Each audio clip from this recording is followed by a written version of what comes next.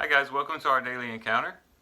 In Genesis chapter 22, we have some of the most heart-wrenching scriptures in the whole Bible. There, Abraham is asked to take his son, his only son, at least the only son through the promise, and take him up on the mountain and offer him as an offering to the Lord.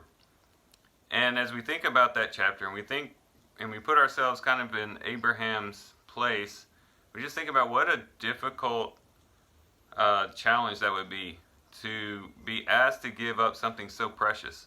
I mean, it's hard for any parent to give up, to have to give up one of their children, but you think about the whole story around Isaac with Abraham and the fact that he was the one that he had waited for so long, and that it was through Isaac that he was going to that the blessing was going to flow, and everything was wrapped up in Isaac, and yet now God was asking him to basically kill his son.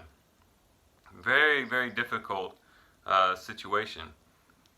What strikes me as I read Genesis 22 is the fact that you don't really find Abraham ever objecting to what God's asking him to do.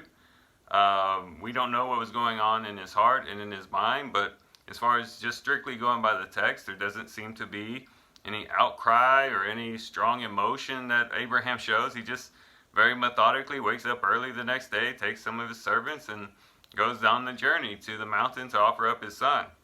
And as we read that, we're just awestruck at how could a person be so obedient to the Lord, especially in regards to something that was so precious to him.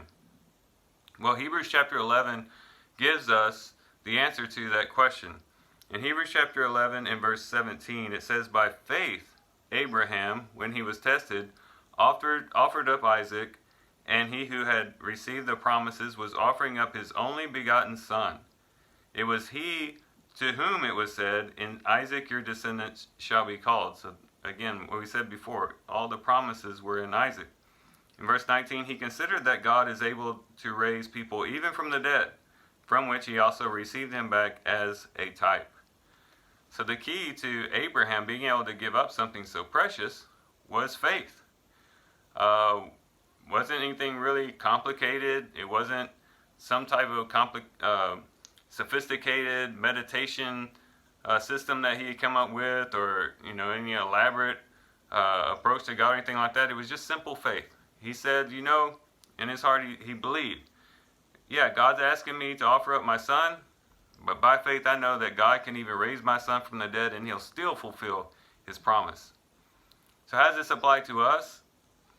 Sometimes I think we let fear keep us from being wholly dedicated to the Lord, because we're so afraid that God's going to ask us to give up something that we won't be able to let go of, or to get into a situation that will be too intense for us and we won't be able to fully surrender in the situation. Let's remember Abraham. If you want to have the confidence that you can serve God, and if needs be, make sacrifices for him, remember faith. Build up your faith. As you strengthen your faith, so will your commitment to the Lord be strengthened as well. Faith becomes the means by which we can more wholeheartedly give ourselves over to the Lord, and to be more dedicated to him, to overcome great obstacles. If you go on to read Hebrews chapter 11, you see a lot of the people who walked by faith, lived by faith, they overcame great things, and they were able to give up great things for the Lord because of faith. And so as we do our reading every day, let's let the Word of God produce in us a faith that follows the Lord in every situation, that trusts in him, trusts in the goodness of God, trusts in the love of God, trusts in the power of God, and to walk by faith so that we can be ready to surrender all to him if we're ever called to do so.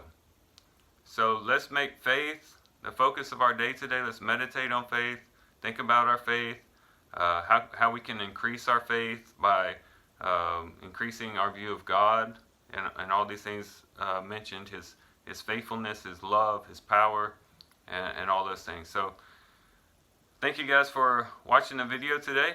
I love you guys. Hope you guys have a great day. God bless.